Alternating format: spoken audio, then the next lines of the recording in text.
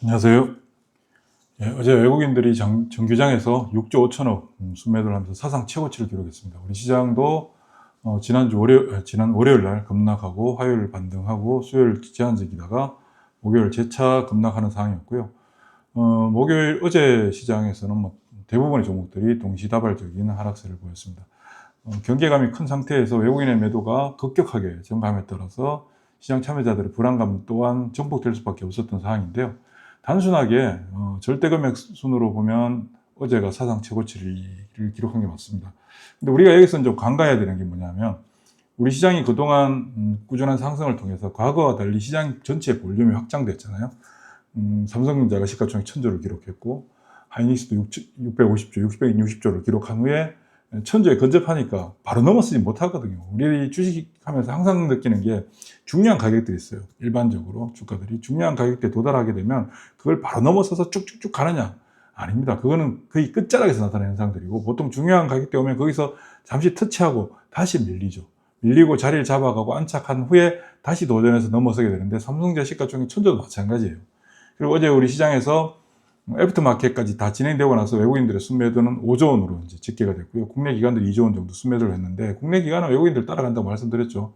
단순하게 절대 매도 금액 기준으로 보면 외국인들의 매도가 엄청나게 크다. 그래서 시장 붕괴되는 거 아니냐. 그리고 어제 미국 시장에서도 기술주 중심으로 하락이 좀 크게 나타났죠. 그러니까 전반적으로 시장에 대한 경계감도 어느 정도 상존하고 있는 상황이고, 불안정한 어떤 느낌을 가지는 게 시장 환경이 불안해서 그런 게 아니라 어떤 것 때문에 불안감을 느낀다고요? 많이 올랐기 때문에 불안감을 느끼는 게 당연합니다. 자, 그러면 객관적으로 외국인들의 매도가 실제 우리 시장에서 어느 정도였는가를 한번 판단해 볼 필요가 있겠죠.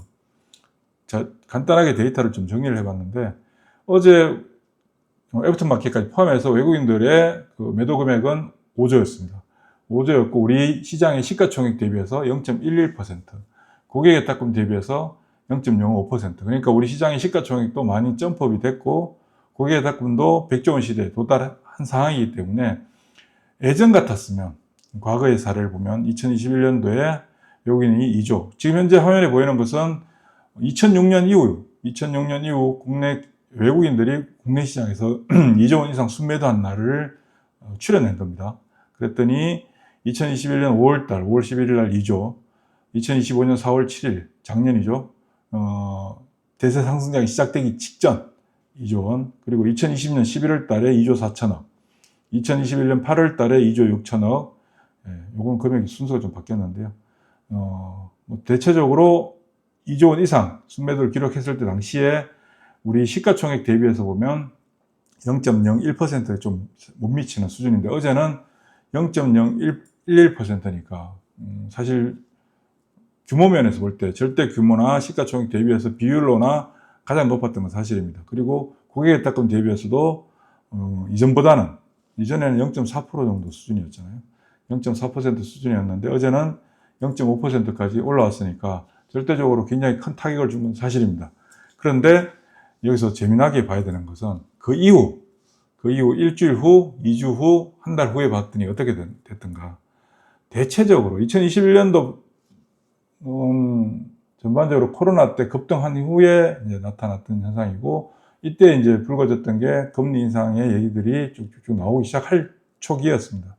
그것을 제외하고는 대체적으로 어떻게 됐느냐. 한 달 정도 지나니까 다 회복됐다라고 볼 수 있죠.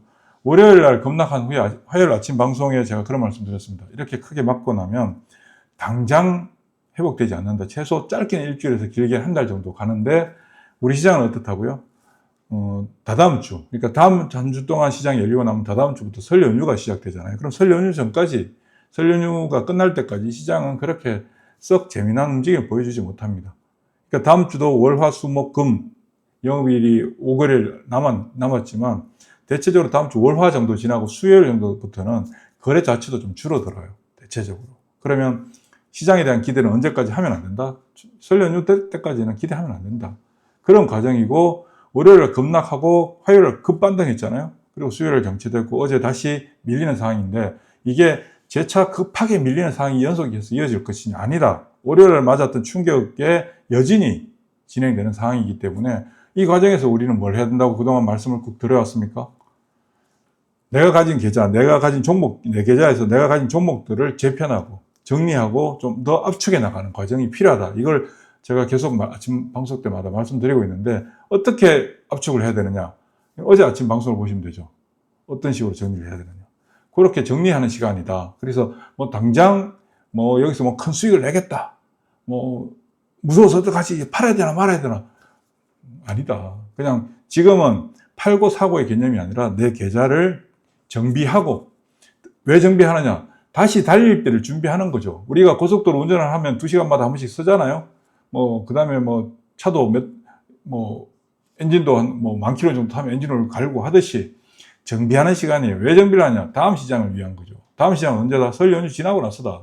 설 연휴 전까지는 준비하는 시간이다. 그렇게 생각하시면 됩니다. 그래서 막 극단적으로 공포감을 가지고 극단적으로 막 흥분하고 좋아하고 이럴 필요가 전혀 없다. 올라가도 어차피 못 올라갈 것이고, 내려가도 더 이상 안 내려갈 것이고, 주가라는 게 있잖아요. 그렇게 쉽게 빠지고 쉽게 올라가고 하지 않아요. 그리고 왜 여러분들이 단기적인 시세, 단기적인 이슈, 단기적인 뉴스, 단기적인 재료들에 민감하게 반응하는지 한번 생각해 볼 필요가 있습니다. 왜 그럴까요?